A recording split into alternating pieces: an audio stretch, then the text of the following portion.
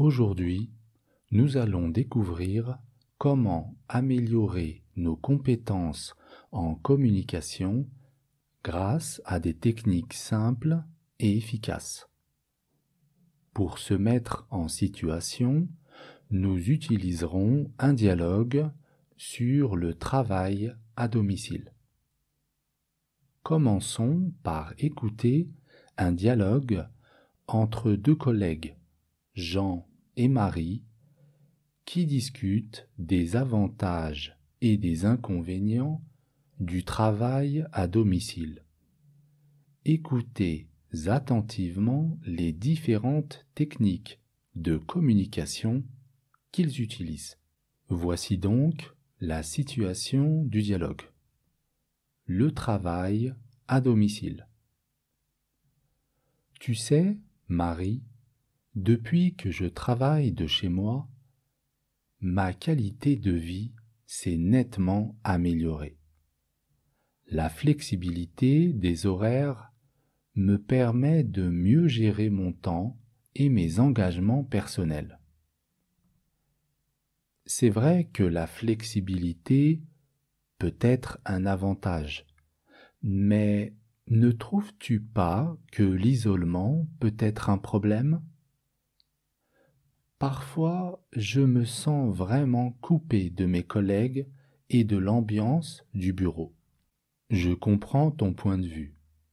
Pour moi, l'organisation est la clé. J'essaye de structurer mes journées pour être aussi productif que possible.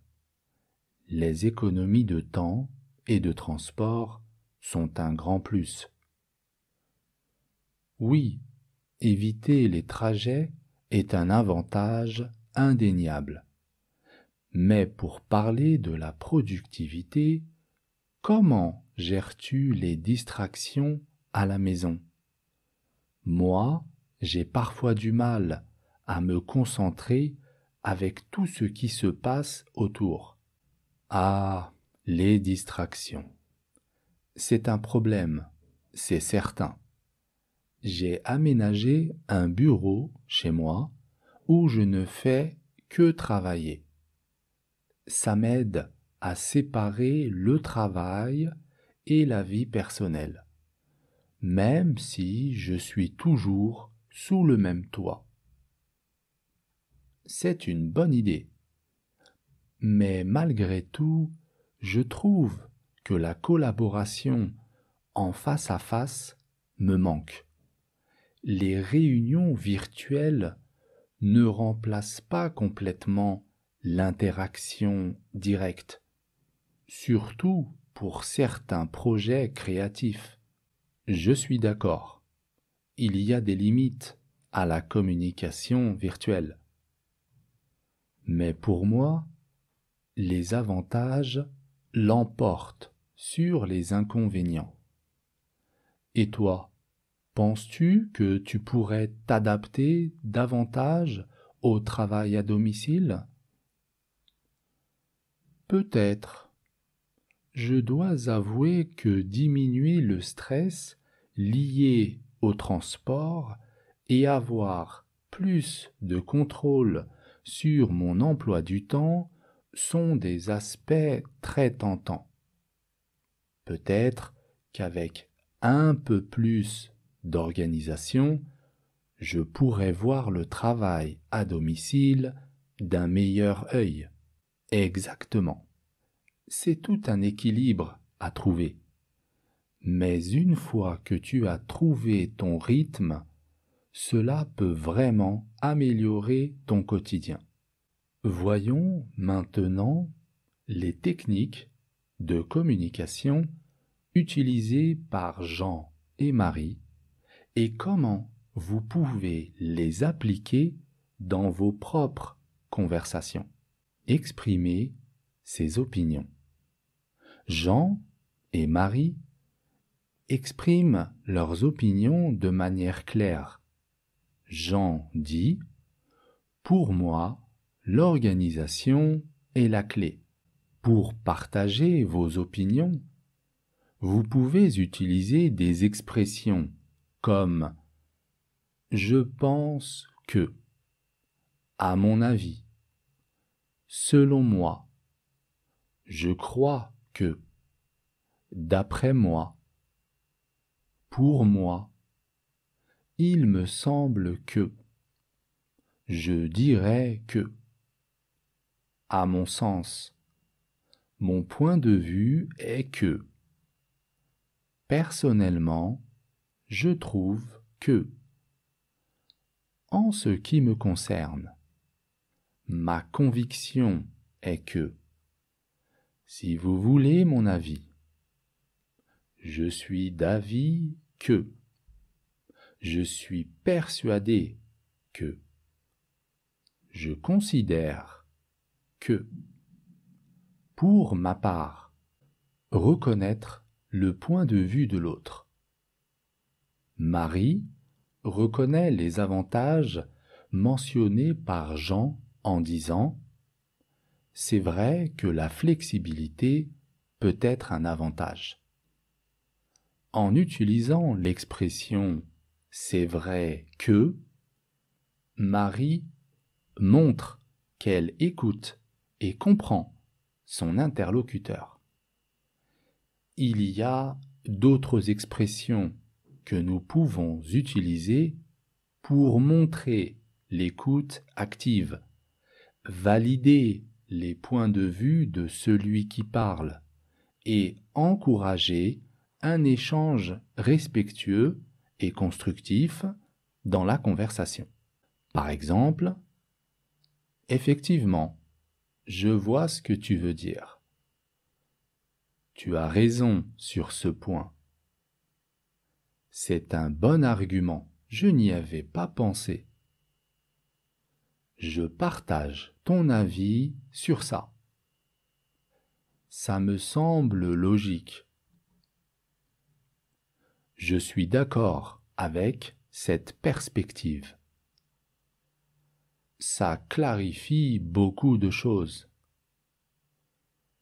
Je vois les choses plus clairement maintenant.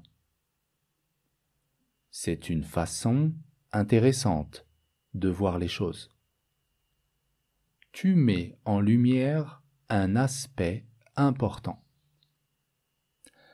Ces expressions permettent de créer un climat de confiance et d'ouverture. Ce sont des points essentiels pour une communication efficace. Proposer des solutions. Jean propose une solution pour gérer les distractions en disant « J'ai aménagé un bureau chez moi ». Nous pouvons également utiliser différentes expressions pour proposer des solutions. Par exemple, pourquoi ne pas essayer de? Une solution pourrait être de. Avez-vous envisagé de? Il pourrait être bénéfique de. Une autre approche serait de. Pour améliorer la situation, nous pourrions. Une option à considérer est de. Ça pourrait fonctionner si nous décidions de. Peut-être pourrions-nous tenter de. Il serait intéressant de. Pour résoudre ça, on pourrait. Et si nous essayions de poser des questions? Marie pose des questions pour approfondir la discussion. Comment gères-tu les distractions à la maison? Pour engager davantage la personne avec laquelle vous parlez et obtenir plus d'informations, voici quelques exemples de questions ouvertes que Marie pourrait utiliser pour approfondir la discussion. Peux-tu me décrire une journée typique de travail à domicile? Quelles stratégies trouves-tu les plus efficaces pour minimiser les interruptions? Quelles sont les plus grandes difficultés que tu rencontres en travaillant de chez toi et comment les surmontes-tu?